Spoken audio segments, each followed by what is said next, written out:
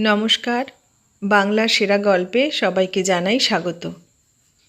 শুরু করছি প্রতিভা বসুর লেখা উপন্যাস বিবাহিতা স্ত্রী। আজ পড়ে শোনাব উপন্যাসটির তৃতীয় পর্ব।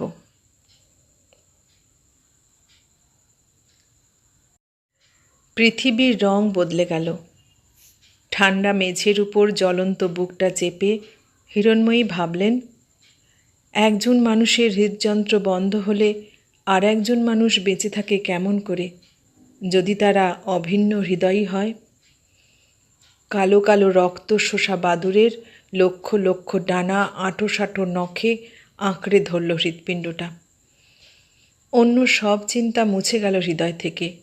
সব স্বাদ মুহূর্তে চুকে গেল।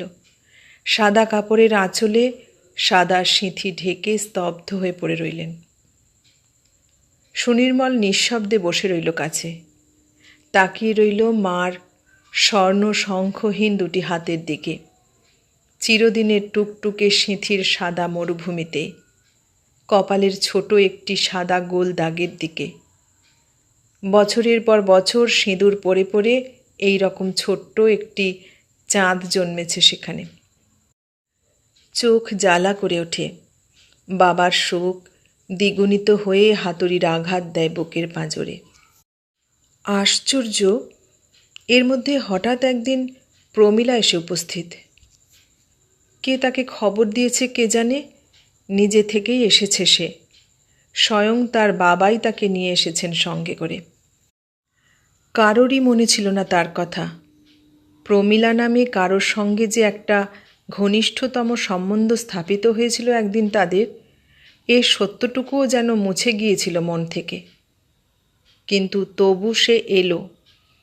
এসেই চোখে আঁচল চাপা দিয়ে শাশুড়ির পায়ের উপর মাথা রাখল, আর যজ্ঞেশ্বর গলায় চাদর পাকিয়ে অর্ধেক আনত হয়ে বৈষ্ণব ভঙ্গিতে দাঁড়িয়ে কোঁচার খুঁটে চোখের জল মুছলেন। অনেকক্ষণ পর্যন্ত একটা শূন্য দৃষ্টি নিয়ে শূন্য মনে লক্ষ্মীর মতো টুকটুকে হিরণময়ী সাদা ধবধবে কপাল আর সাদা কাপড় নিয়ে চুপচাপ তাকিয়ে রইলেন অবনত দুঃখিত দুটি মানুষের দিকে। তারপর সহসা আকুল আগ্রহে বুকের মধ্যে টেনে নিলেন বউকে। তাই তো যেন হঠাৎ মনে পড়ল কথাটা। রাজেনবাবুই না একদিন নির্বাচন করেছিলেন এই মেয়েটিকে। কত শখ করে, কত ভালোবেসে ঘরে এনেছিলেন। কত স্বাদ, কত আকাঙ্ক্ষার প্রতিমা তার এই বউ। তবে এই বউকে তিনি আজ ফেলবেন কেমন করে? এই তো আজ সে ফিরে এসেছে, নিজে থেকেই চলে এসেছে দুঃখের দিনে। এই তো পায়ের উপর এখনও তার চোখের জলের সিক্ত ফোঁটা। তবে নাকি ওর বুদ্ধি নেই, জ্ঞান নেই, হৃদয় নেই? আর তাই নিয়ে কত দুঃখ, কত গঞ্জনা দিয়েছেন তিনি স্বামীকে। নির্বোধের মতো সাদা রং দেখে নিয়ে এসেছেন বলে কত অভিযোগই করেছেন। চুপচাপ চেয়ারে বসে চুরুট টানতেন, জবাব দিতেন না। কখনো সখনো কিছু বলতে চেষ্টা করলে মুখ ফিরিয়ে নিতেন হিরণময়ী। এ বিষয়ে তাঁর ধৈর্য ছিল না। তাড়াতাড়ি বিয়ে দিয়ে ছেলের জীবনটা মাটি করলেন বলে এমন একটা দুঃখ অনুভব করতেন মনে মনে যে স্বামীর উপর ভীষণ অভিমান হতো তার। আর তাই নিয়ে কত লজ্জা, কত দুঃখ তিনি পেয়ে গেছেন এই শেষের কটা বছর। মনের তলায় কোথায় যে কার কি দুর্বলতা থাকে কে জানে। সহসা একটা কথা মনে হয়ে যেন আঁতকে উঠলেন হিরণময়ী। এক দৃষ্টিতে তাকিয়ে রইলেন প্রমীলার নিচু করা মাথার লাল সিঁথির দিকে। তবে কি সেই অপরাধেই ঈশ্বর তাঁকে এই সাজা দিলেন? এক মেয়ের স্বামীকে অন্য মেয়ের জীবনে প্রতিষ্ঠিত করার চেষ্টাতেই কি এমন দুর্ঘটনা ঘটল? বৈধব্যের যন্ত্রণা কি তারই ফল? বুক ফাটা আর্তনাদে হা হা করে কেঁদে উঠলেন তিনি। সব ধৈর্য, সব শালীনতা ছাপিয়ে সে কান্নার রোল ছড়িয়ে পড়ল বাতাসে। কান্না শুনে কোরা চাদর গায়ে, কোরা ধুতি পরনে, খালি পায়ে বড় চুলে সুনির্মল দোতলা থেকে নেমে এলো সিঁড়ি বেয়ে। দরজায় দাঁড়িয়ে বড় বড় চোখে তাকালো মার দিকে, তাকালো শ্বশুর আর শ্বশুরের কন্যার দিকে। ভুরুতে কম্পন উঠল একটি, তারপর আবার উঠে গেল দোতলায়। অভি সীমন্ত চোখাচোখি করল। 4 বছর আগে একজনের বয়স ছিল 11 আর একজনের 15। এখন 11-15 হয়েছে, 15-19 হয়েছে। সেই বয়সের সেই স্মৃতি দুজনের মনেই দুরকম আলোড়ন তুলল। ফিসফিসিয়ে বলল, বৌদি। রামচরণও এসে দাঁড়ালো দরজার কোণে। ছোট্ট চাকর অনভিজ্ঞ তারকের কানে কানে বলল, বড় দাদাবাবুর বউ। সন্ধ্যাবেলা বিনু এলো। একটুখানি থমকে গেল যেন প্রমীলাকে দেখে, তারপরেই আলাপ করল স্বাভাবিক হয়ে। বৌদির বাবা বলে যজ্ঞেশ্বরের ফাটল ধরা পায়ে প্রণামও করল হাত বুলিয়ে। আড়ালে গিয়ে হাতটা ধুয়ে ফেলল সাবান দিয়ে। ধুতেই হলো, কেননা যজ্ঞেশ্বরের পায়ের হাঁ করা ফাটলে যেন চিটচিটে কি ছিল মনে হলো বিনুর। রক্তপুঁজ নাকি? এত ঘা কেন ভদ্রলোকের পায়ে ছোট লোকের মতো? তারপর উপরে এলো। সুনির্মল কি লিখছিল টেবিলের উপর নিচু হয়ে। মৃদু হেসে বলল, এসো। খাটের উপর পা ঝুলিয়ে একটু চুপচাপ বসে রইল বিনু। তারপর বলল, ওরা কখন এলেন? কারা? ও, বৌদিকে এই আমি প্রথম দেখছি। তাই নাকি? বিয়ের সময় তো আমি আসতে পারিনি। মামিমার চিঠিতেও বেশি সবই জেনেছিলাম। কে নিয়ে এলো ওদের? তুমি? না। তবে? নিজে থেকেই এসেছে। নিজে থেকেই? একটা যেন দীর্ঘশ্বাস চাপল বিনু। একটু পরে বলল, বাড়ির বউ এ সময় যদি না আসবে তবে আর কখন আসবে? তাই তো। খবর পাঠিয়েছিলে বুঝি? না। কোথায় খবর পেল? জানি নে। এর পরে কারোরই যেন আর কথা রইল না। সুনির্মল চুপচাপ একবার বন্ধ করতে লাগলো কলমের ক্যাপটা, আবার খুলতে লাগলো। বিনুও বালিশের ওয়ার খুঁটল একটু। আঙুলের আংটি খুলল দুবার, কান চুলকলো, মাথা চুলকলো। তারপর বলল, নিচে যাই এবার। বিনু উঠে গেলে সুনির্মলও উঠল। ঘরের এই প্রান্ত থেকে ওই প্রান্ত গেল একবার, আবার ফিরে এলো, আবার গেল, আবার এলো। থমকে দাঁড়ালো একটু। ছাতে এসে পায়চারি করল খানিক। তারপর নিচে নেমে এসে সোজা বেরিয়ে এলো রাস্তায়।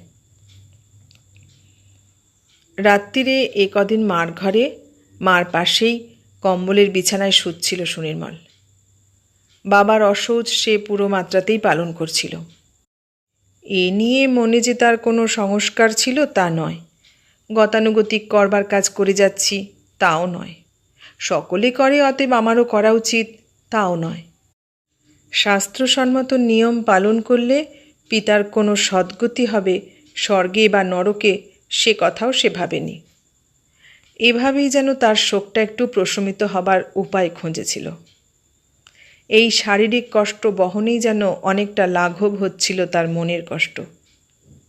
সে পুরুষ মানুষ, জোরে জোরে কান্না তার আসে না।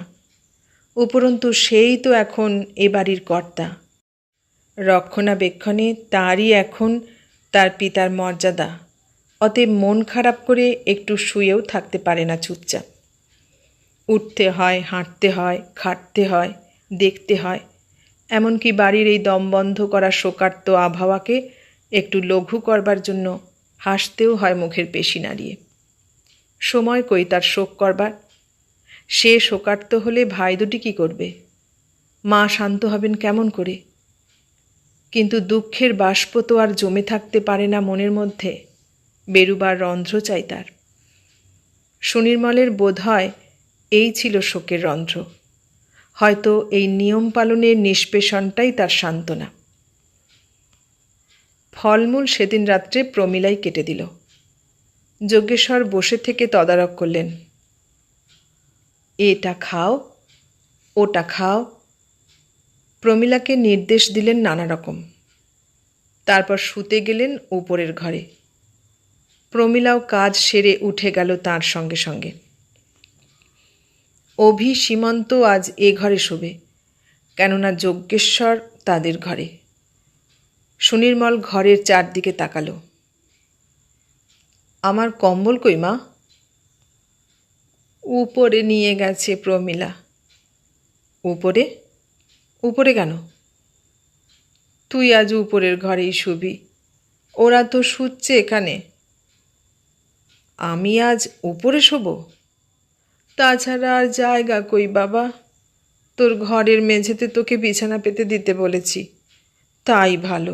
হাজার হোক এখানে এই একতলার মেঝেতে রোজ রোজ একটা কম্বল বিছিয়ে শুয়ে শেষে একদিন ঠান্ডা ফান্ডা লেগে অসুখ বাঁধাবি। হঠাৎ কি আজই তোমার মনে পড়ল সে কথা? একটু চুপ করে রইলেন হিরণময়ী। তারপর দীর্ঘশ্বাস ছেড়ে বললেন, যা শো গিয়ে। এতদিন বাদে ওরা এলো, একটা কথাবার্তাও তো আছে। সুনির্মল স্তব্ধ হলো, গুম হয়ে রইল অনেকক্ষণ। তারপর আস্তে আস্তে বেরিয়ে এলো ঘর থেকে। দোতলায় উঠে এলো সে, কিন্তু ঘরে ঢুকল না, এলো ছাতে। অভি সীমন্তর ঘরে আলো জ্বলছে, টেবিল ল্যাম্পের সবুজ শেড ঢাকা মৃদু ঝাপসা আলো। একটু একটু কথা ভেসে আসছে কানে, কখনো যজ্ঞেশ্বরের, কখনো প্রমীলার। বাপ মেয়েতে কথা বলছে আস্তে আস্তে। সেদিক থেকে সরে এসে এদিকের কোণে বসল সুনির্মল। একটা সিগারেট ধরালো। হাতের উপর মাথা রেখে ছাতের সেই খসখসে মেঝেতেই লম্বা হয়ে সুনির্মল ঘুমিয়ে পড়েছিল বোধহয়। একটা ধাক্কা খেয়ে ঘুম ভেঙে গেল। মাথার কাছে বসে প্রমীলা ঠেলছে তাকে। এ কি, এখানে শুয়েছ কেন? ঘরে চলো। প্রমীলার দিকে তাকিয়ে মুহূর্তকাল চুপ করে রইল সুনির্মল। তারপর বলল, না। না মানে? ঠান্ডা লাগবে না? না। তাহলে এখানেই কম্বল বালিশটা নিয়ে আসি? না। না না না, বিরক্ত হয়ে উঠল প্রমীলা। তারপরেই আবার সামলে নিয়ে অন্য গলায় বলল, তাহলে আমিও এখানেই শুই। তুমি কেন এখানে শোবে? তুমি শুয়েছ আর আমি শুতে পারবো না? একটু যেন আবদার আবদার শোনালো গলাটা। তারপর উঠে গেল ঘরের মধ্যে। আবার একটু পরেই ফিরে এলো একটা পাটি আর বালিশ নিয়ে। সুনির্মলের গা ঘেঁষে শুয়ে বলল, এতদিন পরে এলাম আর একটা কথাও বলছো না? সুনির্মল সরে গেল একটু, জবাব দিল না। বাপ মরলে কি বউয়ের সঙ্গে কথা বলতেও বারণ? অশৌচ হলে একসঙ্গে শোয়া অন্তত বারণ, তা তোমার জানা উচিত ছিল। সে বারণ যেন কেউ মানে? আমার ঠাকুমা মরল না দেশের বাড়িতে, খবর পেয়ে বাবা তো দড়া গলায় দিলেন। খড়ের গাদার উপর কম্বল বিছিয়ে আলাদা বিছানা পাতলেন। আমি মার সঙ্গে কোণের ঘরে গিয়ে শুলাম। ও মা, রাত্রিরে এক ঘুম দিয়ে উঠে দেখি কি, বাবা তো শুয়ে আছেন মার পাশে। ওরকম দেখিয়ে দেখিয়ে সকলেই আলগা থাকে, রাত হলেই একসঙ্গে শোয়। দাঁতে কাঁকর পড়ল। শিহরিত হয়ে উঠে বসল সুনির্মল। বলল, ঘুমোতে দাও। 4 বছর তো নিশ্চিন্তি হয়ে ঘুমোলে, এখন না হয় একটু জেগেই থাকো। স্বামীর কাছে নিবিড় হয়ে এলো সে। একখানা হাত ছড়িয়ে দিল কোলের উপর। সঙ্গে সঙ্গে বিদ্যুৎ স্পৃষ্টের মতো সরে বসল সুনির্মল। ও কি? প্রমীলাও তীরের মতো উঠে বসে সরে এলো কাছে। কি, তা কি তোমার জানা নেই? ঘরে গিয়ে শো। কেন, এখানে বাধা কি? আমাকে ঘুমোতে দাও। আমি থাকলে ঘুমের ব্যাঘাত হয় নাকি তোমার? হ্যাঁ। সন্ন্যাসী হয়েছ নাকি? বাজে কথা থাক, তুমি যাও। যদি না যাই? আমাকেই যেতে হবে। এত? সুনির্মল উঠে দাঁড়িয়ে সিগারেট ধরালো, তারপর আলসের কাছে এসে ধোঁয়া ছাড়ল। শোনো, সবেগে এগিয়ে এলো প্রমীলা। আমি তোমার স্ত্রী, মনে রেখো। মনে আছে। ভেবো না কিছু জানি নে, কিছু বুঝি নে, কিছুই আমার কানে যায়নি। সুনির্মল চুপ। দিদিমা সব বলেছেন গিয়ে। ভেবেছিলে চুপে চুপে ডুবে ডুবে জল খাবে, আর একাদশীর বাপেও জানতে পারবে না সে কথা, না? ধোঁয়াশা কুয়াশা তুলতে লাগলো সুনির্মল। কি কথা বলছো না কেন? কি বলবো? হৃদয়েশ্বরীর নামটা কি শুনি? ভদ্রভাবে কথা বলো। ওরে আমার ভদ্র রে, ভদ্রন্যকের এঁটো পাত রে, বিয়ে করা বউ ফেলে যে মেনসে আর একটা মাগির পিছে পিছে। ব্যস্ত সমস্ত হয়ে কোথা থেকে যে যজ্ঞেশ্বর বেরিয়ে এলেন কে জানে। ছায়া হয়ে তিনি কি এতক্ষণ মেয়ে জামাইয়ের কথা শুনছিলেন উঁকি মেরে চুপি চুপি? এই যে বাবা, ঘুম হচ্ছিল না, পায়চারি করছিলাম ছাতে। মেয়ের কাছে এসে, ও সব হচ্ছে কি প্রেমী শুনি? কি যাতা বলছিস দেবতার মতো মানুষটাকে? আর বলো না আমার মামির কাণ্ড। কোথা থেকে কি সব বাজে কথা শোনে আর লাগায় গিয়ে ওখানে। অমন কান ভাঙানি দুজন হয় না।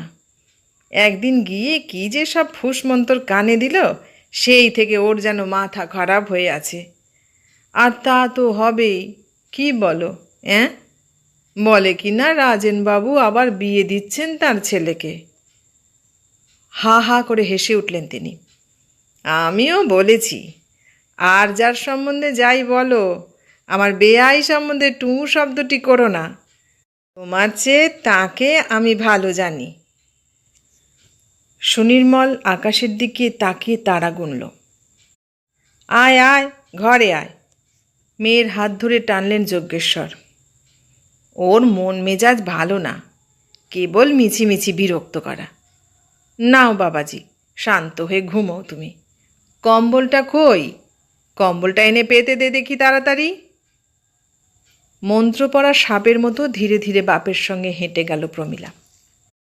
যজ্ঞেশ্বর বললেন, তাহলে কি আমি এই শিখিয়ে পড়িয়ে আনলাম, এসেই তুই ঝগড়া বাঁধালি? বাঁধাবো না? ও কীরকম করলো আমার সঙ্গে তা তো তুমি দেখোনি?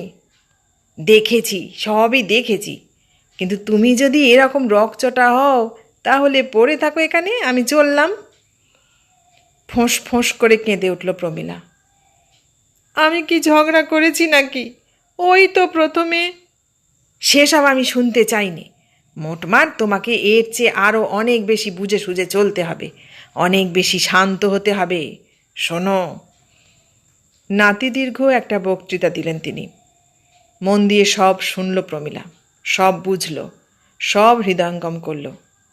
বাপের কথা কবেই বা সে শোনেনি, বোঝেনি। ছোট্ট থেকে সে তো তাকেই বুঝে সুঝে এত বড় হলো। তার সংসারেই তো হাত পাকিয়ে এলো এই 4 বছর। বাপের উপর এক কাঠি হয়ে 14 ভরির হার গড়ালো, মকর মুখ বালা গড়ালো, নিজের আলাদা ট্রাঙ্কের তলায় পাত পাত করে সাজিয়ে রাখল 700 টাকার নোট। কারবার কি শুধু তার বাবাই করতে জানেন? টাকা জমানোতে কি একমাত্র তার বাবারই অদ্বিতীয় প্রতিভা? কই, তার মা মরা ভাগ্নেটিকে কি তিনি এতদিন তাড়াতে পেরেছিলেন বাড়ি থেকে? মানদা ঠান্দি কি সে বাড়ি ছাড়ত যদি না প্রমীলা 4 বছর থাকতো গিয়ে তার বাপের ঘরে? ঠিকই, যজ্ঞেশ্বরও যা পারেনি প্রমীলা তা পেরেছে। এই মানদা বুড়ি একদিন সেই ঝড় বাদলের অন্ধকার রাত্রে প্রমীলাকে পৃথিবীর আলোতে টেনে এনেছিল। এই বৃদ্ধা আত্মীয়াটাই সেদিন নাড়ি কেটে দুভাগ করে দিয়েছিল তাদের মা আর মেয়েকে। কোলে কাঁখে করে মায়ের মতো ভালোবেসে মানুষ করেছিল। সারা গায়ে 12 মাস কেমন ঘা থাকতো প্রমীলার। পুঁজে ঠিক ঠিক করত, আর যন্ত্রণায় অহরাত্র কাঁদত সে। সুধাময়ী শান্ত করতে পারতেন না। সারা রাত সারা দিন এক ঠায় কোলে নিয়ে বসে থাকতে থাকতে ক্লান্ত হয়ে ফেলে দিতেন বিছানায়। বিরক্তিতে, অবসাদে, দুঃখে মেয়ের মৃত্যু কামনা করতেন মা হয়ে। আর তখন এই বৃদ্ধাই তাকে সাপটে বুকে তুলে নিত, নিজের ঘরে নিয়ে এসে হাঁটুতে শুইয়ে শান্ত করত ঝাঁকিয়ে ঝাঁকিয়ে, নিজের শুকনো স্তন গুঁজে দিত মুখে, না ঘুমিয়ে জেগে থাকত সারা রাত। তাতে কি, গণ্ডে পিণ্ডে গিলবে বসে বসে, আর একটুও করবে না? মা বলেছিলেন, এখন এই অসহায় বুড়ো মানুষটা এই দুরন্ত মাঘের শীতে কোথায় যাবে? কে আছে তার? মাকে মুখ নেড়ে নেড়ে 10 কথা শুনিয়ে দিয়েছিল প্রমীলা। মা মানুষটা যেন কেমন। টাকা কড়ির উপর একটু যদি মমতা থাকত, তাহলে কি বছরের পর বছর এই পুষ্যিগুলোকে খাওয়ায় বসিয়ে বসিয়ে? মার জন্যেই তো এগুলো আছে, তা নইলে বাবার কি ইচ্ছে করে এভাবে পয়সাগুলো জলে ফেলতে? কপাল চাপড়ায় মনে মনে, ইস, আরও 10 বছর আগে কেন জন্মালাম না আমি? তাহলে তো সেই 10টা বছরের ভাত কাপড়টাও বাঁচাতে পারতাম। মা এসবের কি বুঝবেন? টাকা কি তার বাবার? বাবার মৃত্যুর পরে এ টাকার মালিক কি তিনি হবেন? যতদিন যজ্ঞেশ্বর জীবিত আছেন ততদিনই সব ধানাই পানাই। তারপর তো ওইটুকুই নেড়ে চেড়ে বাঁচতে হবে প্রমীলাকে। পিস্তুত ভাইকে তার মার গয়নার হিসাব কি সুন্দরভাবেই দিয়েছিল। যজ্ঞেশ্বর পর্যন্ত হয়ে গিয়েছিলেন মেয়ের অত চমৎকার পাটোয়ারি বুদ্ধিতে। চাল, ডাল, তেল, নুন, কয়লা, কাপড়, জামা, জুতো, সেলেট, পেন্সিল, স্কুলের হাফ ফ্রির মাইনে, অসুখ বিসুখ, দিনের পর দিন, মাসের পর মাস, বছরের পর বছর, হিসেব করলে কত দাঁড়ায়? ওই কভরি সোনা কি তারপরেও বসে থাকে সিন্ধুকে? বরং হিসেব করে দেখা গেল জমার চাইতে খরচের পাল্লাই ওজনে ভারী। টিনের রংচটা সুটকেসটির মধ্যে 2টো ছেঁড়া প্যান্ট আর 2টো হাফ শার্ট গুঁজে দিয়ে বাড়ি থেকে তাড়িয়ে দিতে দিতে ক্রন্দনরত রাখালকে এ কথা বলতেও ভুলল না প্রমীলা, যদি মানুষ হস, যদি বাপের বেটা হস, তবে বাকি টাকাটা এসে শোধ করে দিস চাকরি বাকরি করে। সুধাময়ীর শরীরে মনে আর বাকি কিছুই ছিল না, তবু তাই নিয়েই সেদিন আহত সাপের মতো গর্জালেন অনেকক্ষণ। তারপর বিছানায় শুয়ে শুয়ে বালিশ ভিজলেন। যজ্ঞেশ্বর ঘন গোঁফের আড়ালে হাসলেন মেয়ের ক্ষমতা দেখে। এর পরেও যদি কেউ বলতে চায় যে প্রমীলা বোকা, হাবা, তাহলে তাদেরই বুদ্ধি নেই ধরে নিতে হবে। কাজেই সেই বুদ্ধিমতী প্রমীলা তার বুদ্ধিমান বাবার কথা বুঝতে পারবে না তা কি হয়? শ্বশুরের মৃত্যুর খবর পেয়ে বরং তার বাবা বলবার আগে তারই মনে হয়েছিল এখানে চলে আসার কথাটা। যজ্ঞেশ্বরের মামি, যিনি বরের মাসি আর কনের পিসি, তিনি দিয়েছিলেন খবরটা। শুধু তাই নয়, যে কথা ঘুণাক্ষরেও কেউ জানে না সে কথাও তিনি হিরণ্ময়ীর পেট থেকে টেনে বার করে 1খানায় 10খানা বানিয়ে যজ্ঞেশ্বরের বাড়িতে পৌঁছে দিয়েছিলেন কয়েকদিন আগে।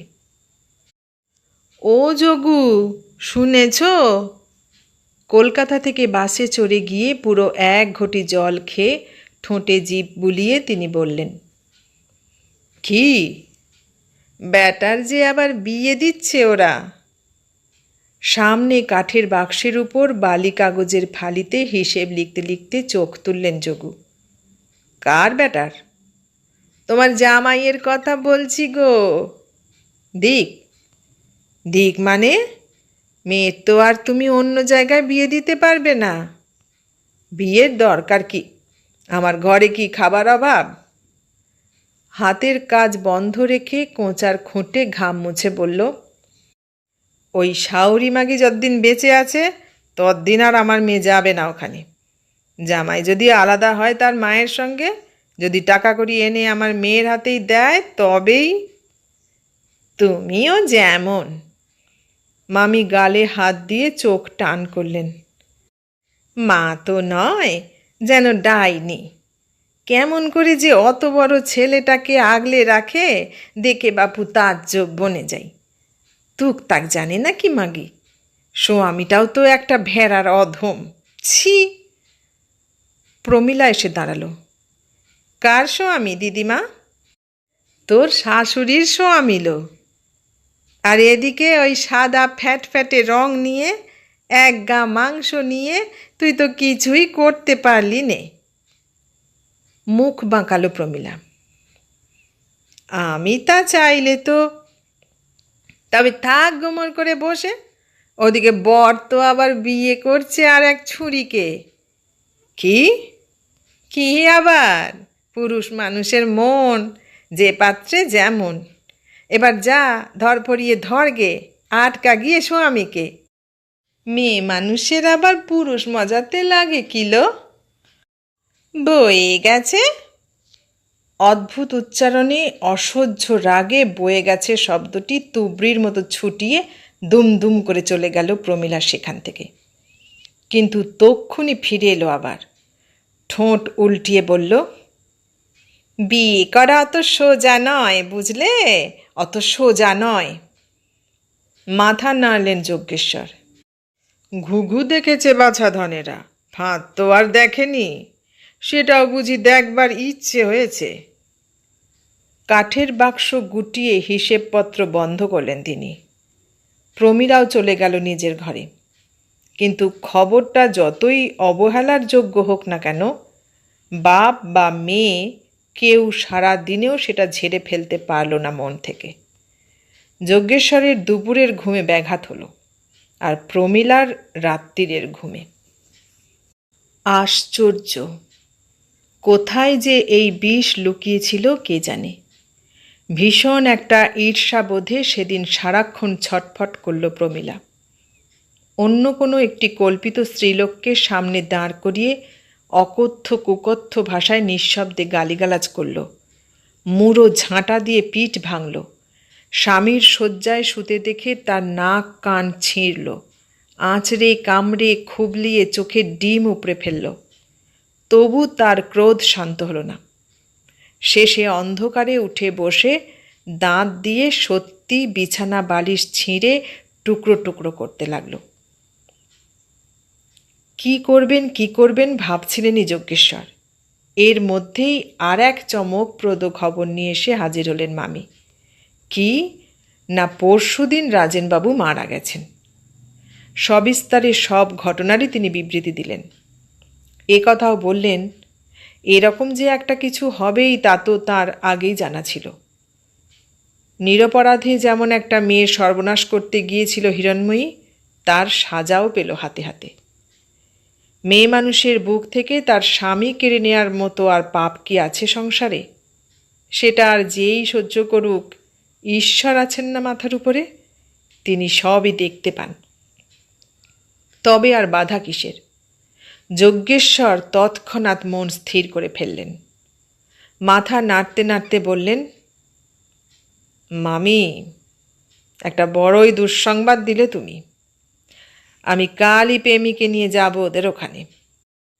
ওরা যাই করুক, আমি কি এই বিপদে অভিমান নিয়ে বসে থাকতে পারি? সে তো ঠিকই। হরি বলো মন।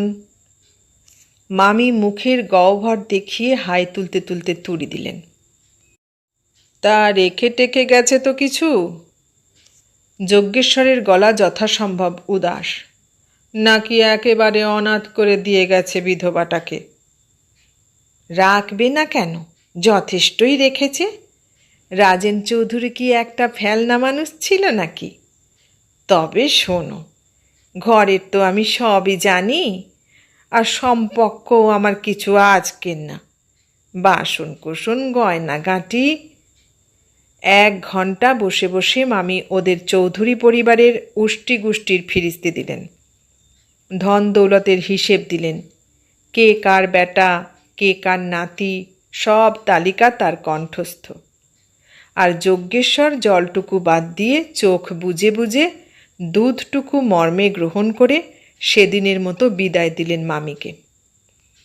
চোখ বড় করে প্রমীলাও শুনল সব। শুধু শ্বশুরকুলের ইতিবৃত্তই শুনল না, দরজা ভেজিয়ে বাপের কাছেও অনেক কিছু শুনতে হলো তারপরে। হিরণ্ময়ীর কপাল যে এত শিগগিরই ভাঙবে কে জানত সে কথা। প্রমীলার ভাগ্যই আলাদা। যার ঘোড়া তারই তো রাস। এখন আর হিরণ্ময়ীকে, যে সংসারের কর্ণধার সুনির্মল, সে সংসার তো অবশ্যই প্রমীলার। নিজের স্ত্রী ফেলে কে কবে পরের স্ত্রীকে কর্তা হয়ে কর্ত্রীর আসন দেয়? তবে এদের কথা আলাদা। হয়তো তার গর্ধবচন্দ্র জামাতাটি এখনও সেই মৃত রাজেনের স্ত্রীর মুঠোতেই দিয়ে রাখবে সব।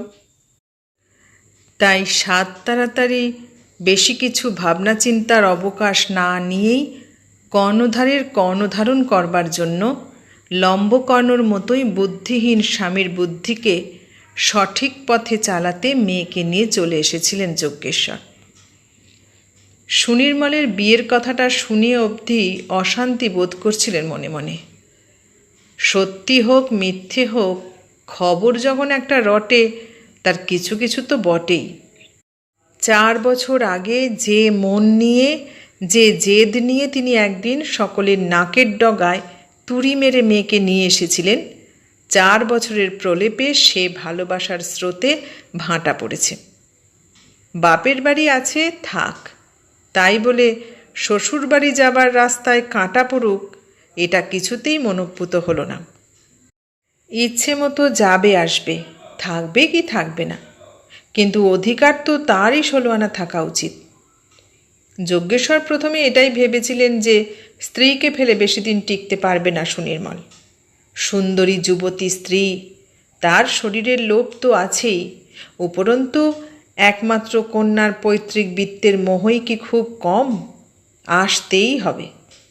অকৃতদারের মতো শূন্য বিছানায় আর কতদিন রাত কাটাবে বাছাধন? কিন্তু দিনের পর দিন গেল, না বৃত্তের টানে না স্ত্রী দেহের লোভে কিছুতেই যখন জামাইয়ের টিকিটি আর দেখতে পেলেন না, একটু যেন কেমন কেমনই বোধ করছিলেন ভেতরে ভেতরে। অমন দুরন্ত দজ্জাল শাশুড়ির ঘর করতে কিছুতেই দেবেন না বলে যে প্রতিজ্ঞায় অনেক দিন পর্যন্ত অটল ছিলেন, ইদানিং মনে হচ্ছিল সে প্রতিজ্ঞাটার ছিলেটাই যেন ঢিল পড়েছে। কেননা কিছুকাল যাবৎ কন্যার প্রতি ততটা স্নেহ আর অনুভব করছিলেন না মনের মধ্যে। সেই শিশু প্রমীলা, অসহায় প্রমীলা, পিতার প্রতিমূর্তি প্রমীলা ক্রমে যেন আর একজন প্রমীলাতে পরিণত হয়ে উঠছিল। কেননা প্রমীলা বড় হয়েছে, কূটনীতিতে পিতাকে ধরে ফেলেছে, গঙ্গা জলেই গঙ্গা পূজা করতে শিখে ফেলেছে। এ সংসারে বসে, এ সংসার থেকেই শুষে শুষে গঠন করছে নিজের রাজত্ব, একলার রাজত্ব। তাই কিছুদিন যাবৎ মেয়েকে তার এ সংসারের পক্ষে একটু যেন ভারী ঠেকছিল। মনের তলাকার কোন কোণ থেকে কে জানে এ কথাটাই বারে বারে উঠে আসছিল তার, যে বিয়ে হলেই তো মেয়ে পর, তার স্বার্থ আর তার বাবার স্বার্থ কোনো রকমেই আর এক সূত্রে গাঁথা হতে পারে না। তবে কেন তাকে বসিয়ে বসিয়ে বৃথাই আর ভাত কাপড় দিয়ে পোষা? রাখালকে ভাত কাপড় দিতে যে কষ্ট হচ্ছিল, সেই কষ্টই যেন একটু কম তীব্র হয়ে যন্ত্রণা দিচ্ছিল বুকের তলায়। তার ভাত কাপড়ের পালা তো তিনি কবেই সাঙ্গ করে দিয়েছেন। তার জন্যে এখন আর যজ্ঞেশ্বরের দায় কিসের? দায়ী এখন তার স্বামী সুনির্মল। সে যদি তার বউয়ের খরচ না দেয়, তাহলে খোরপোশের জন্যে মামলা পর্যন্ত করতে পারে সে। মেয়ের সঙ্গে এ নিয়ে যে 2-4 দিন বেশ 2-1 হাত ছোটলোকামি হয়ে যায়নি, তাও নয়। সুধাময়ী হায় হায় করে এসে বাপ মেয়ের ঝগড়া থামিয়েছেন, ছি ছি করেছেন, কপালে করাঘাত করে ধিক্কার দিয়েছেন নিজের অদৃষ্টকে। প্রমীলার কান্নাকাটি চিৎকারে পাড়া প্রতিবেশী জড়ো হয়েছে এসে। ঠিক এমন দিনেই ঈশ্বর রাস্তা দেখালেন তাকে। এতদিন যে দেমাক করে মেয়েকে পাঠাননি, সেই দেমাক তার ভাঙতে হলো না, কোনো অপ্রিয় কাজ করতে হলো না। নিজে থেকেই কেমন সব আপনা আপনি ঠিকঠাক হয়ে চলে এলো হাতের মুঠোয়। এখন বোকা মেয়েটা তীরে এসে নৌকা না ডোবায়, ঝগড়াঝাঁটি করে আবার না হাজির হয় গিয়ে তার দমদমের বাড়িতে। নিজের সংসার, নিজের স্বার্থ এখনো যদি না বুঝে নিতে পারে, তবে আর পারবে কবে? আর সেই কারণেই কিছুদিন পর্যন্ত এখানে থেকে যাওয়াটাই মনে মনে সমীচীন মনে করেছিলেন যজ্ঞেশ্বর। একটু স্থিতি হোক মেয়েটার, একটু অধিকারে আসুক সংসারের খুঁটিনাটি, শক্ত করে হাল ধরে বুক ফুলিয়ে দাঁড়াবার মতো সাহস হোক মনে, তারপর যাবেন তিনি। জামাইয়ের মতিগতি ভালো না, বশ করতে হবে হিরণময়ীকে, সাপ নাচাবার মন্ত্র আয়ত্ত করতে হবে তার কাছ থেকে। তাই হিরণময়ী যখন শ্রাদ্ধ পর্যন্তই থেকে যাবার একটা আমন্ত্রণ জানালেন এবং প্রমীলার মাকেও নিয়ে আসতে অনুরোধ করলেন, বিনীত অনুনয়ে তৎক্ষণাৎ যুক্ত হস্তে আবক্ষ আনত হলেন যজ্ঞেশ্বর। নিশ্চয়ই এখন তো তার যাবার কথাই ওঠে না। এই অভিভাবকহীন কয়েকটি শিশুকে ফেলে এমন শোকাতুরা হিরণময়ীকে একা রেখে পিতৃতুল্য তিনি কি যেতে পারেন? ওরা শান্ত হোক, একটু প্রশমিত হোক হিরণময়ীর শোকের তীব্রতা, তবে তো তার ছুটি। তাছাড়া অত বড় একটা কাজের ভারই বা কে বহন করবে যদি তিনি না দাঁড়ান সুনির্মলের পেছনে? ছেলে মানুষ, কি জানে ও, কি করবে, কি পারবে? তবে প্রমীলার মাকে এনে হিরণময়ীর মনস্তুষ্টি করতে পারলেন না বলে আফসোস করলেন অনেকক্ষণ পর্যন্ত। সুধাময়ী যে কত অযোগ্য মনে মনে ভাবলেন যজ্ঞেশ্বর, তার তিনি ছাড়া কে জানেন। এখানে এসে সে কি বলতে কি বলবে, কি করতে কি করবে, তার কি ঠিক আছে কিছু ভেবেই আতঙ্কিত হলেন। হয়তো নিজের স্বামী আর নিজের মেয়ের বিরুদ্ধে দাঁড়িয়ে ষাট করবে এদের সঙ্গে। ওরকম একটা হতচ্ছাড়া মেয়ে মানুষকে এনে কি গুটিয়ে আনা জালটি শেষে হাত ফসকাবার অবকাশ দেবেন যজ্ঞেশ্বর? বললেন, উনি যদি ভালোই থাকবেন, আসবার উপযুক্তই থাকবেন, তাহলে কি আর আমি আসি? একজন মেয়ে মানুষের দুঃখ আর একজন মেয়ে মানুষই ভালো বোঝে। কিন্তু কি করব, আমার অদৃষ্টই মন্দ। এই সময়ে হঠাৎ আবার তার শরীরটা খারাপ হয়ে পড়েছে একটু। বেশি কিছু না, বরাবরই এই শীত পরিপরি সময়টাতে ওর বাতের প্রকোপ হয় কি না। সব শুনে গম্ভীর মুখ আরো গম্ভীর করল সুনির্মল। চুকল শ্রাদ্ধ শান্তি। খুব একটা ঘটা করতে দিলেন না হিরণময়ী। সুনির্মলও তা চাইল না। এত বড় দুঃখের দিনে কোনো একটা উৎসবের চেহারা ফুটুক বাড়িতে, এটা তাদের মা ছেলে দুজনের পক্ষেই অসহ্য। খুব নীরবে, খুব গম্ভীরভাবে অতি অল্প লোক ডেকে সমাপ্ত হল পারলৌকিক ক্রিয়া। একমাত্র মেয়ে রাজেনবাবুর, চোখের মণি, বুকের ধন, কিন্তু এমন দিনে ভাইদের সঙ্গে মিলিত হতে পারল না সে। থাকে বহু দূরে, সুদূর সিমলা পাহাড়ে, উপরন্তু আসন্ন প্রসবা। চিঠির পাতায় তার চোখের জল ছোঁয়া গেল। তারপর এক সন্ধ্যায় যজ্ঞেশ্বর বললেন, এবার আমার যাবার পালা। প্রমীলা ঘরে এলো। শ্বশুরের মৃত পায়ের ছাপে মাথা ঠেকালো এসে। ধূপকাঠি জ্বালিয়ে দিল চারপাশে। হিরণময়ী মুখ নিচু করে বসেছিলেন ঘরের এক কোণে। চোখ তুলে দেখলেন। আস্তে কাছে ডাকলেন তাকে। শেষে আঁচল থেকে চাবি খুলে সেই চাবি বউয়ের আঁচলে বেঁধে দিলেন। দুই চোখে তার ধারা নামল। না, আর নয়, আর কোনো বন্ধন নয় সংসারের। যার সংসার সেই এখন বুঝে নিক সব, সবই তো এখন তার। তবু যে সে এসেছে এই দুঃখের দিনে, দেখছে, শুনছে, করছে, তার মতিগতি ফিরিয়ে দিয়েছেন ঈশ্বর, এই তো কত ভাগ্য। যজ্ঞেশ্বর বাবুর দিকে তাকিয়ে বললেন, এই দুঃসময়ে নিজের কাজকর্ম ফেলে, অসুস্থ স্ত্রী ফেলে আপনি আমার জন্য যা করলেন, তার জন্য আমি চিরঋণী রইলাম। যজ্ঞেশ্বর গলে গেলেন শোকের আবেগে। বলবেন কি? কথা বলতে যে তার গলা বুজে আসে। আর তার মেয়ে প্রমীলা সেই চাবিশুদ্ধ আঁচল গলায় জড়িয়ে প্রণাম করল শাশুড়িকে। তার দু একদিন পরে রাত্রিরে শুতে যাবার আগে মার কাছে এসে বসল সুনির্মল। হিরণময়ী শুয়েছিলেন। মুখ তুলতেই একটু ইতস্তত করে সুনির্মল বলল, ভদ্রলোক তো শুনছি কাল যাচ্ছেন। কোন ভদ্রলোক? যজ্ঞেশ্বর কন্ট্রাক্টরের কথা বলছি। যজ্ঞেশ্বর কন্ট্রাক্টর? ভৎসনার দৃষ্টিতে ছেলের মুখের দিকে তাকিয়ে হিরণময়ী বললেন, গুরুজন সম্বন্ধে এভাবে কথা বলা তোর উচিত না সোনু। গুরুজন? গুরুজন না, তা কি বলতে হবে তাকে? সকলে যা বলে।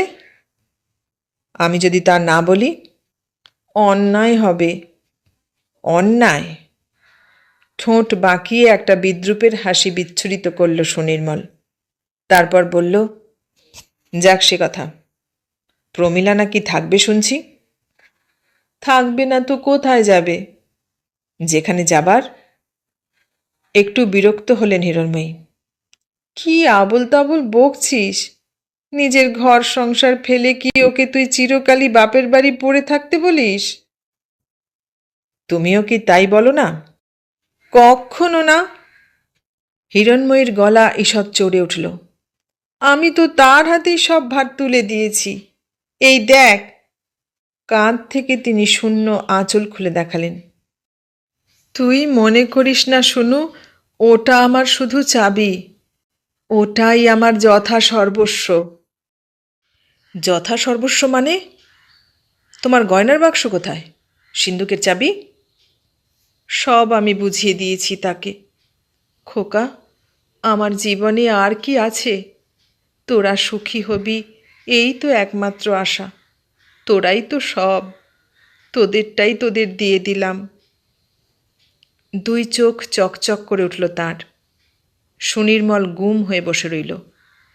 একটু পরে নিঃশ্বাস নিয়ে বলল, ভালো করনি।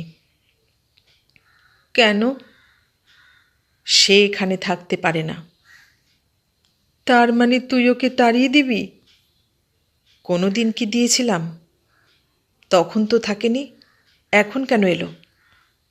ছেলে মানুষ ছিল, বুদ্ধি কম ছিল। এখন বয়সের সঙ্গে সঙ্গে বুঝেছে সব, এসে হাল ধরেছে সংসারের। হ্যাঁ, হাল ধরতেইও এসেছে। তাতে তোমার আপত্তি কি? অসহিষ্ণু হয়ে সুনির্মল বলল, শুধু আমার আপত্তির কথাই উঠছে না মা, তোমার আপত্তিও উঠবে কদিন পরে, কিন্তু তখন কোনো উপায় থাকবে না। আমার আপত্তি? ব্যথিত গলায় হিরণময়ী বললেন, আমি ওর সঙ্গে বনিবনাও করে থাকতে পারবো না, এ কথাই কি বলতে চাস তুই?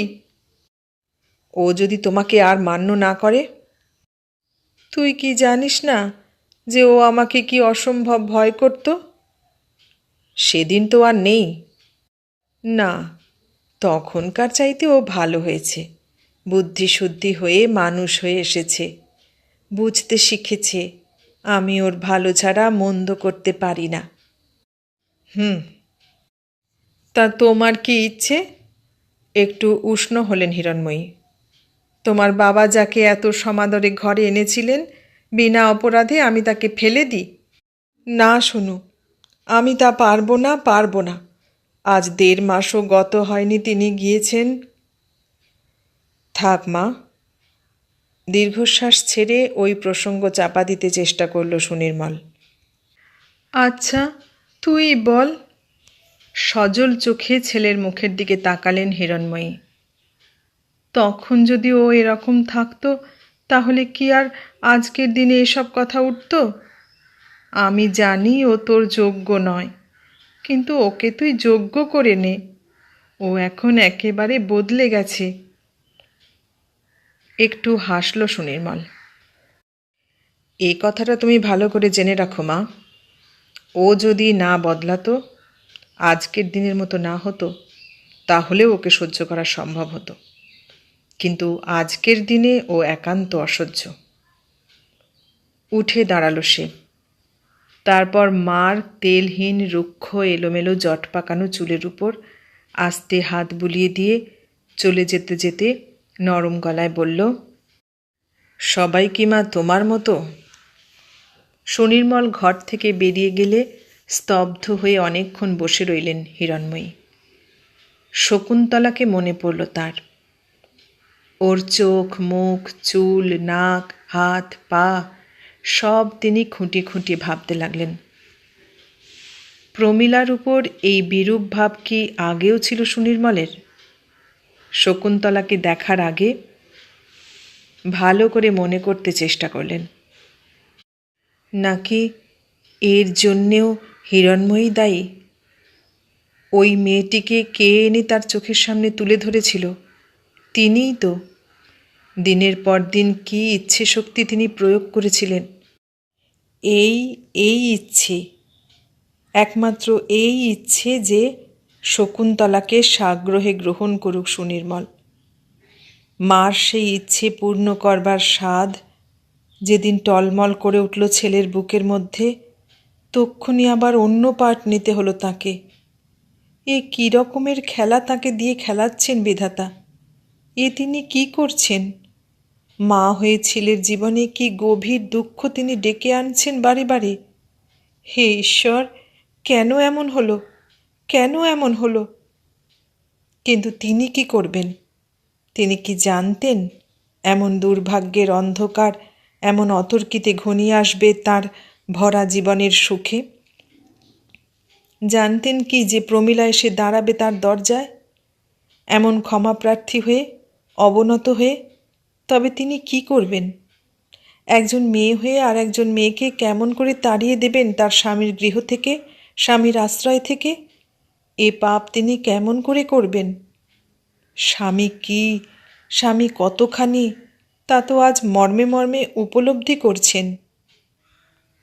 প্রমীলা যত অযোগ্যই হোক, যত বোকাই হোক, তবু তো একদিন সুনির্মল তাকে সেই মর্যাদা দিয়েই এনেছিল এই ঘরে। সুনির্মল আবার বিয়ে করলে ওর জীবনে কি থাকবে আর? অবমাননা আর লাঞ্ছনা ছাড়া কি জুটবে ওর? কেন বোঝে না সুনির্মল? আর শুধু কি সুনির্মল, বিনুও বুঝল কই তার কথা? বিনু রাগ করেছে, অভিমান করেছে, অসম্মানিত বোধ করেছে ওর ননদকে এভাবে প্রত্যাখ্যান করবার জন্য। পাকে প্রকারে সে তো বারে বারে এ কথাটা বলবার চেষ্টাই করেছে যে বউয়ের প্রতি হিরণময়ীর যদি এতটাই দরদ ছিল যে দেখা মাত্রই গলে যাবেন, ভুলে যাবেন, তবে কি দরকার ছিল অতখানি অগ্রসর হবার? প্রমীলা আর কোনো দিন এ সংসারে আসবে না, এলেও জায়গা পাবে না। এই নিঃসংশয় আশ্বাসেই না বিনু তার ননদের এত বড় সর্বনাশটা করতে পারল, এমন অবাধে মেলামেশা করতে দিয়ে ওর মন ভেঙে দিল। সেই ক্ষোভে এত বড় দুঃখের দিনেও তাঁর দিকে মুখ ফিরিয়ে আছে সে। আসে না, ভালো করে কথা বলে না, কুন্তিটাকে পর্যন্ত একদিন আসতে দেয় না। আহা কুন্তি! কুন্তিকে নিয়েই কি হিরণময়ীর কম স্বাদ ছিল, কম আকাঙ্ক্ষা ছিল? অমন সুন্দর, অমন মিষ্টি একটা মেয়ে কি তিনি আর দেখেছেন কোথাও? কি করবে সুনির্মল? এ হচ্ছে বিধাতার নির্বন্ধ। এই বন্ধন ছিন্ন করবে এমন শক্তি কি মানুষের আছে? তা নইলে কেন এমন হবে? কেন, কেন, কেন? বুকের উপর করাঘাত করতে করতে উপরের দিকে তিনি হিংস্রভাবে তাকালেন। দাঁতে দাঁত নিষ্পেষণ করে কার কাছে যেন জবাবদিহি খুঁজলেন উত্তাল চোখে। ততক্ষণে সুনির্মল উঠে এসেছে দোতলায়, ধীরে ধীরে শিথিল পায়ে, প্রায় টলতে টলতে। ক্লান্তি, অসম্ভব ক্লান্তি। নিজের শরীরের ভারটা বহন করাও কত ক্লেশকর। অনেক ঘুরেছে সারা দুপুর, সারা বিকেল। আজ শনিবার। পিতার মৃত্যুর পর থেকে এই এক একটি শনিবার এক একটি তপ্ত শলাকা নিয়ে আসে সুনির্মলের জীবনে। এই শনিবারকে সে সহ্য করতে পারে না। যদি না উন্মাদ হয়ে যায়, আমৃত্যু এই বারটি মনে থাকবে তার।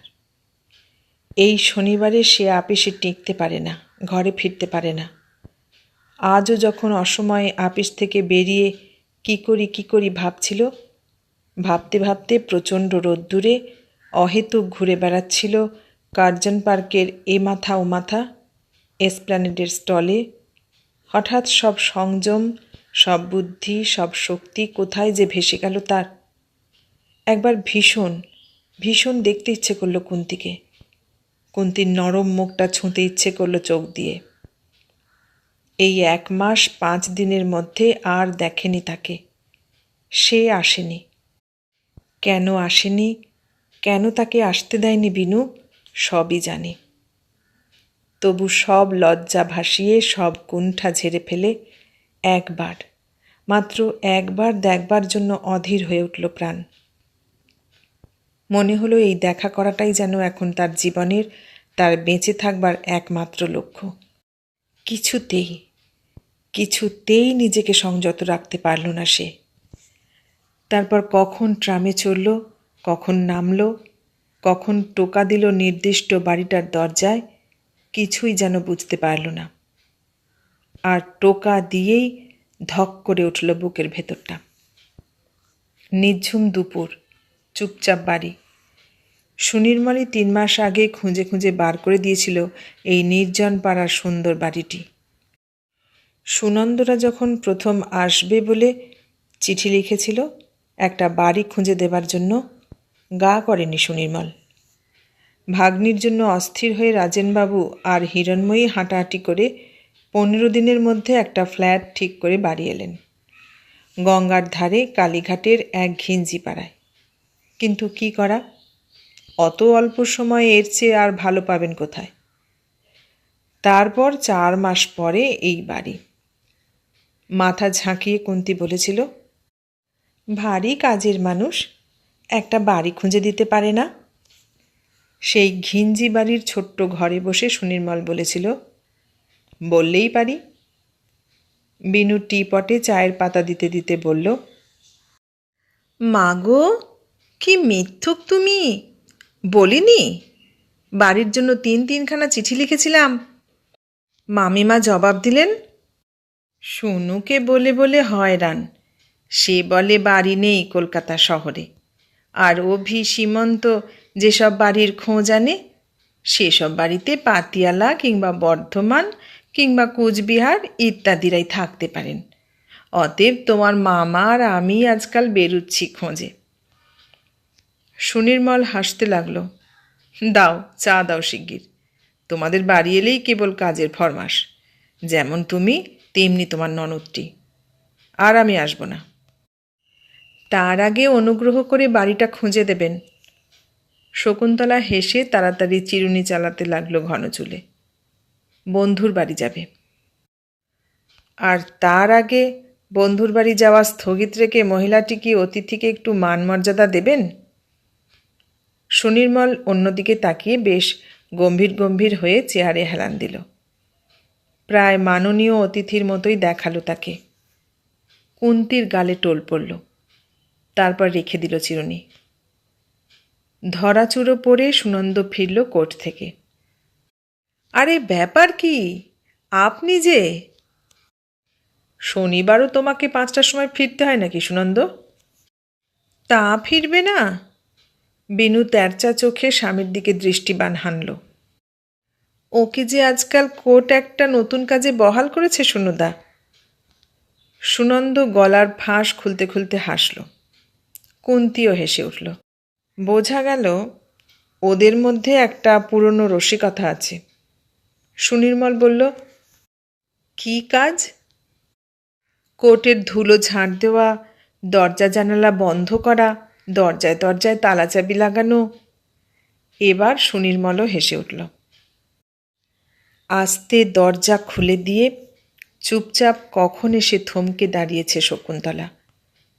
অন্যদিকে তাকিয়ে ভাবতে ভাবতে খেয়ালই করেনি সুনির্মল। সহসা চকিত হয়ে চোখ ফেরাল।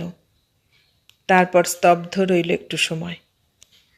শকুন্তলাও নিঃশব্দ রইল খানিকক্ষণ। সহসা সুনির্মলের মুণ্ডিত মাথার দিকে তাকিয়ে মনে পড়ে গেল রাজেনবাবুকে। অন্য সব কথা ছাপিয়ে মুহূর্তের জন্য সেই মানুষটি হৃদয়ের সমস্তটা অংশ আচ্ছন্ন করে রইল। কেমন করে উঠল বুকটা। একটু পরে মৃদু গলায় বলল, বৌদি বাড়ি নেই। তুমি তো আছো। ঠাট্টার ছুতোয় সুনির্মল অনেক সত্য কথা ঠিক এমনি করেই অনেকবার বলেছে, আর তার জবাবও পেয়েছে তৎক্ষণাৎ। কিন্তু আজকের সুরে ঠাট্টা ছিল না, আনন্দ ছিল না, হয়তো কেবল সত্যটাই ফুটে উঠেছিল নগ্ন হয়ে। ও পক্ষ থেকে জবাব এলো না কোনো। শকুন্তলাকে পাশ কাটিয়ে ঘরে এসে বসল সে। সুনন্দও ফেরেননি না? না। এক গ্লাস জল দেবে? রুমাল বার করে কপালের ঘাম মুছল। চুলের অভাবে তেতে ওঠা মাথায় হাত বুলোল। পাখাটা চালিয়ে দাও তো। পাখা চালিয়ে দিয়ে জল নিয়ে এলো শকুন্তলা। কি গরম, কি অসহ্য তাপ দুপুরে। দরজা বন্ধ ঠান্ডা ঘরে, ঠান্ডা হাওয়ায়, ঠান্ডা জলে, চন্দনের মতো শীতল মেয়েটির মুখের দিকে তাকিয়ে সেই তাপ যেন চোখের জল হয়ে গলে পড়তে চাইল। কেমন আছো? ভালো। খুব পড়ছ? না। কেন? মন লাগে না। একটু চুপচাপ। হর্ন টিপে ট্যাক্সি চলে গেল একটা, কয়েকটা রিকশা গেল। কান্নার মতো শোনা গেল ফেরিওয়ালার ডাক। সুনির্মল আকুল চোখে তাকিয়ে তাকিয়ে দেখতে লাগলো শকুন্তলাকে। বসো না। ঠিক আছি। তুমি কি আমাকে চলে যেতে বলছো? বাহ, তা কেন? তবে দাঁড়িয়ে আছো কেন? তাড়াতাড়ি বিদায় দেবার জন্যেই তো।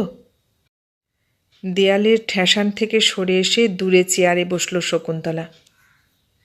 কুন্তি, বলুন।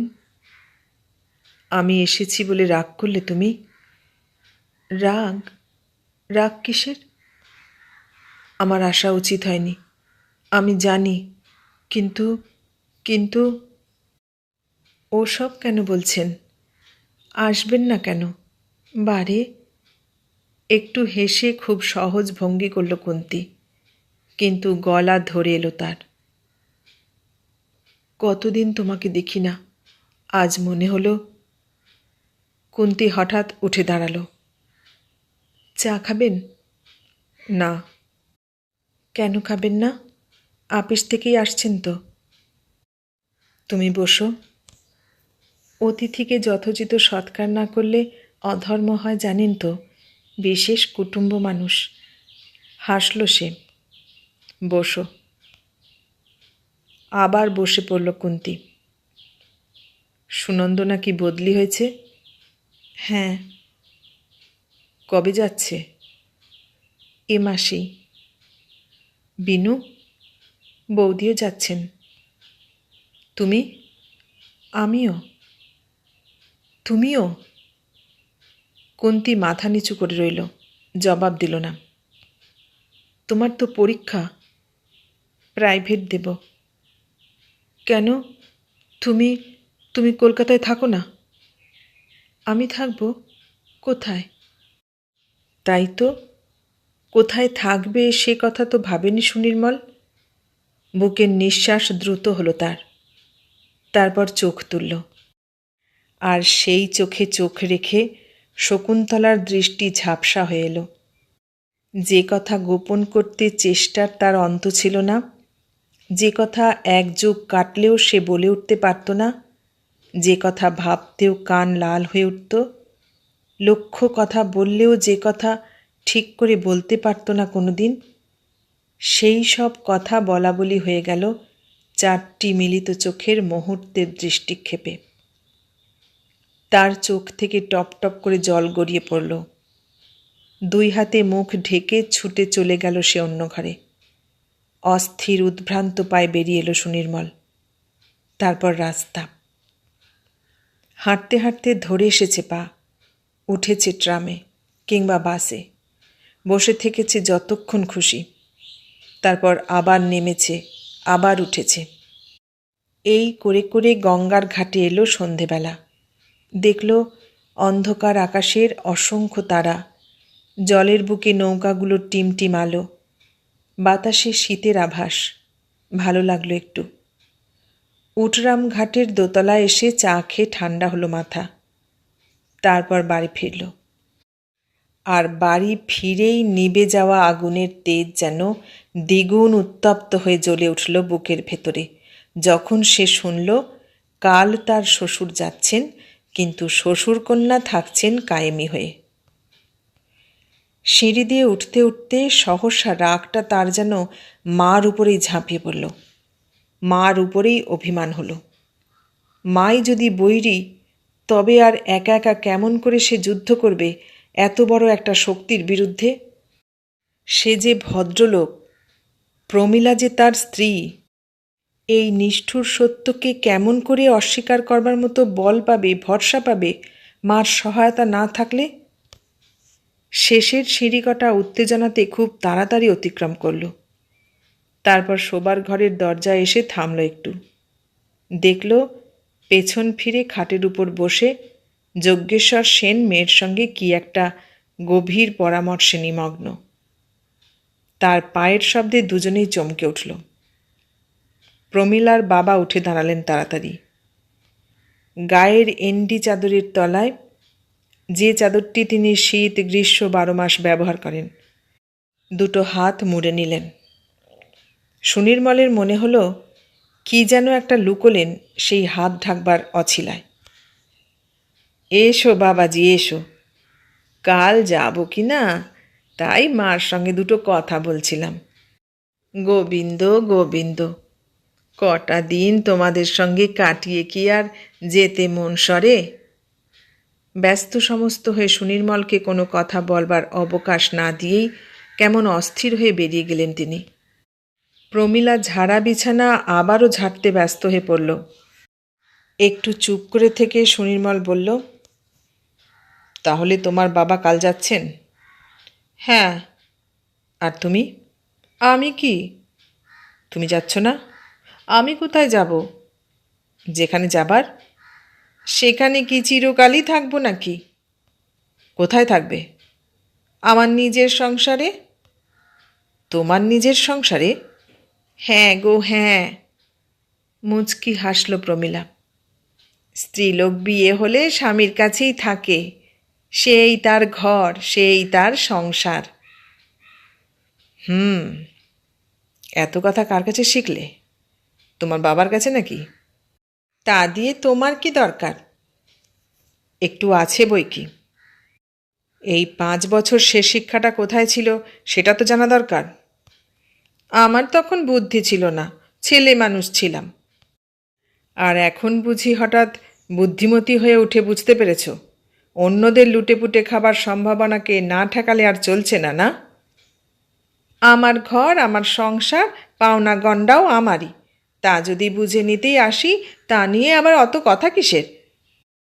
কথাটা হচ্ছে এই যে, তোমাকেও তোমার বাবার সঙ্গে কাল এখান থেকে চলে যেতে হবে। একবার তো খুব জাঁক করেই গিয়েছিলে, আমরা তো সেধে আনিনি। ওগো, তুমি কি সেজন্যে আজও রাগ করে আছো?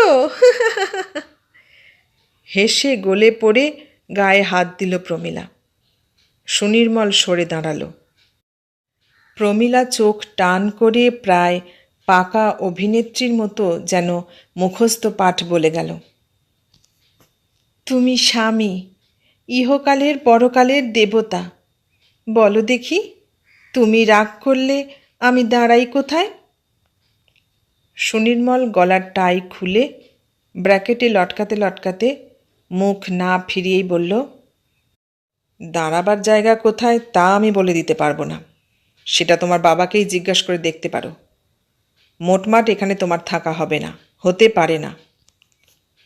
ও, থাকবার বুঝি অন্য লোক ঠিক আছে? এবার ছিটকে মুখের সামনে এলো সে। বলো না, মন খুলে সে কথাখানাই বলো না।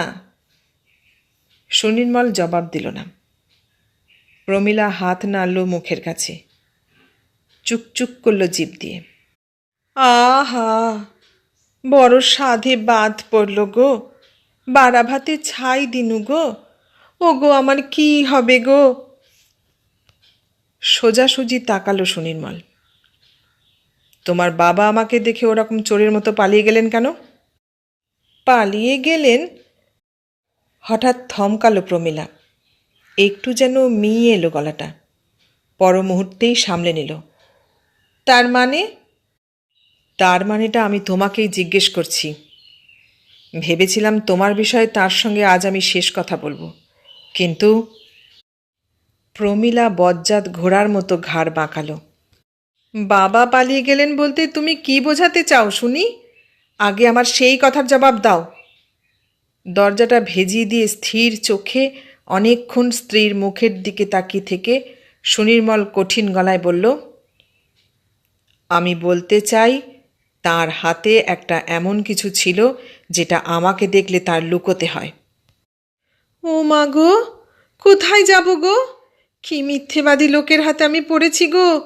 গুরুর গুরু মহাগুরু যে বাপ, তাকে নাকি জামাই হয়ে এই কথা বলে! ছি ছি ছি! আমার কেন গলায় দড়ি জোটে না?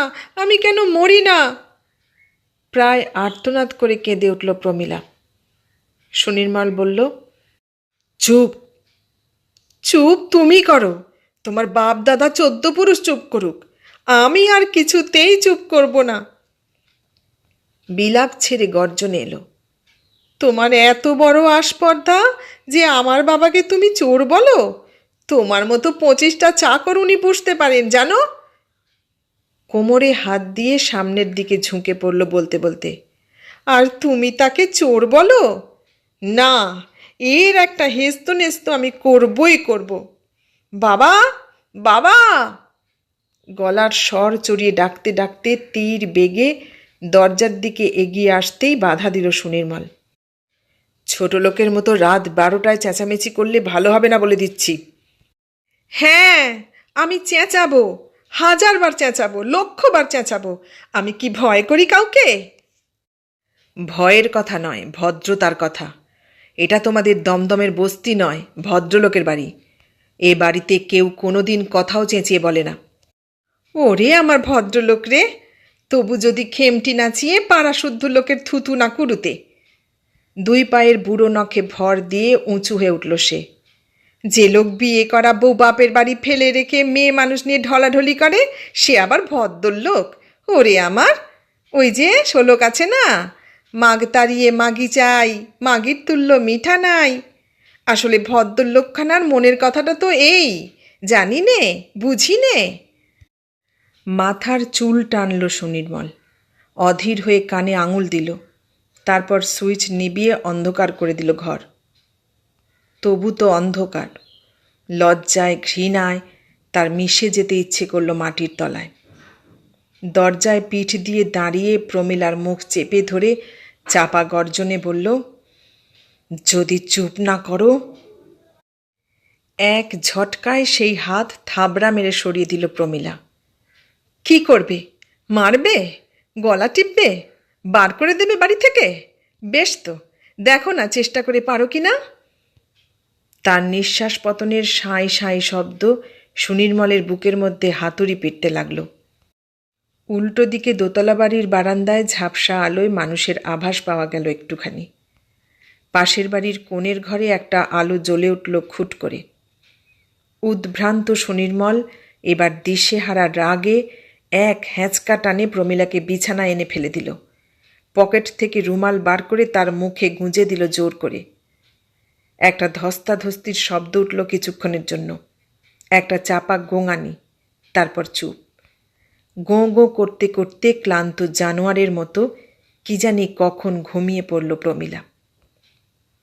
সুনির্মল হাত ঝাড়ল, মাথার এলোমেলো চুল উল্টে দিয়ে পকেট থেকে সিগারেট বার করে দেশলাই জ্বালিয়ে ছাতে এসে দাঁড়ালো চুপচাপ। তখনও তার পায়ের জুতো মোজা, গায়ের শার্ট কিছুই খোলা হয়নি। সেগুলো শুদ্ধই কাটা গাছের মতো ধরাস করে লম্বা হয়ে পড়ল মাটিতে। তাকিয়ে রইল আকাশের দিকে। এই অসংখ্য তারার মধ্যে তার বাবা আজ কোন তারা হয়ে ফুটে আছেন আকাশে? চেষ্টা করল সেই তথ্য আবিষ্কার করতে। গালের দুপাশ বেয়ে তপ্ত জলের ধারা নামল। আবার তার অভিমান হলো হিরণময়ীর উপর। হিরণময়ী যদি তার পক্ষে থাকতেন, তার দুঃখ বুঝতেন, তাহলে কি আজ এটা হতে পারত? শুধু অভিমান নয়, বুকের মধ্যে যেন একটা প্রতিহিংসাও অনুভব করল মার বিরুদ্ধে। হিরণময়ী হিরণময়ী তো তার এই অসহায় যন্ত্রণাময় অবস্থার জন্য আজ সর্বতোভাবে দায়ী। পরের দিন উষাযাত্রা করে চলে গেলেন যজ্ঞেশ্বর। তিনি দিনক্ষণ মানেন। 1 মাস রইলেন, কাজেই যাবার আগে সুসময় দেখতে হয় বৈকি। উষাযাত্রায় কোনো দোষ বর্তায় না। যাবার আগে ভোররাত্রিতে ফিসফিসিয়ে আর এক প্রস্থ উপদেশ দিলেন মেয়েকে।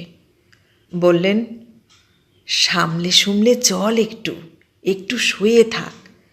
শ্রাদ্ধ শান্তি চুকে গেল কবে, এখনও রাতভর যদি ঝগড়াই করবি তো শুবি কখন? আমি বাপ, আমি আর কত তোকে বলে দেব যদি তুই নিজে থেকে কিছু না বুঝিস? পুরুষ মানুষ স্ত্রীর কাছে কি চায়? আমি তো রোজই দেখি, হয় ছাতে নয় মেঝেতে পড়ে পড়ে ঘুমুচ্ছে লোকটা। আরে বোকা, সবই তো তোর, কেবল এখন একটু চুপচাপ থাকা। প্রমীলা গাল ফুলল। তুমি তো বলেই খালাস, আমার সঙ্গে যে কেমন বিশ্রী ব্যবহার করে তা তো জানো না। না বাবা, এমন করলে এখানে থাকতে পারবো না আমি। তাহলে কোথায় থাকবেন শুনি? খিঁচিয়ে উঠলেন যজ্ঞেশ্বর। বিধবা মেয়ের মতো 12 মাস বাপের ভাতি গিলবি কারি কারি না? এ কথায় চোখে জল এলো প্রমীলার। যজ্ঞেশ্বরও অনুতপ্ত হলেন। আস্তে হাত রাখলেন মেয়ের মাথায়। তোর ভালোর জন্যই বলি, আপনার সংসার তুই আপনি বুঝে নিতে শেখ। একটু ধৈর্য ধরে থাক না কদিন, একটা বাচ্চা কাচ্চা আসুক না পেটে। যজ্ঞেশ্বর যখন গেলেন, সবে ঘুম ভেঙেছে হিরণময়ীর। দরজা খুলে বেরিয়ে আসতে আসতেই গাড়ি ছেড়ে গেল তার। লজ্জিত হলেন হিরণময়ী। কিন্তু এত সকালে এত তাড়াতাড়ি এমন করে যে সকলের অলক্ষ্যে ভদ্রলোক চলে যাবেন তা কি তিনি জানতেন? প্রমীলা বলল, 5টার ওপিঠে গেলে উষাযাত্রা ভঙ্গ হয় কি না, তাই বাবা কারো সঙ্গে দেখাশুনো করতে পারলেন না। হিরণময়ী বললেন, ছি ছি, আমার আগে আগেই ওঠা উচিত ছিল। এবার আঁচলে চাবি বেঁধে পুরো বেগে সংসার করতে লাগল প্রমীলা। এই শোকার্ত শরীরে হিরণময়ীকে কি কিছু করতে দিতে পারে সে? তবে তার পুত্রবধূত্ব রইল কই? শাশুড়ির প্রতি কি এটুকু কর্তব্য সে করবে না? হিরণময়ীও স্বস্তির নিঃশ্বাস ছেড়ে আপন দুঃখ নিয়ে আপনার মধ্যে নিমগ্ন হয়ে রইলেন। কালো কালো বাদুড়ের ডানা পৃথিবীর অন্ধকার নিয়ে ঝুলে রইল তাঁর চারদিকে। একটি মৃত মানুষের স্মৃতি ছাড়া আর সব শূন্য। কিন্তু এর মধ্যেই একটা সাংঘাতিক চুরি ধরা পড়ল তাদের বাড়িতে।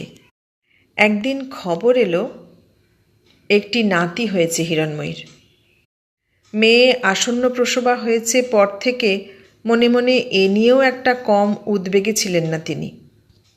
খবরটা পেয়ে কতদিন পরে তার বিষণ্ণ মুখে একটি মলিন হাসির আভা ফুটে উঠল।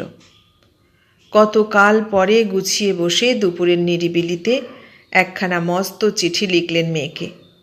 তারপর প্রমীলার কাছ থেকে চাবি চেয়ে এনে সিন্দুক খুললেন।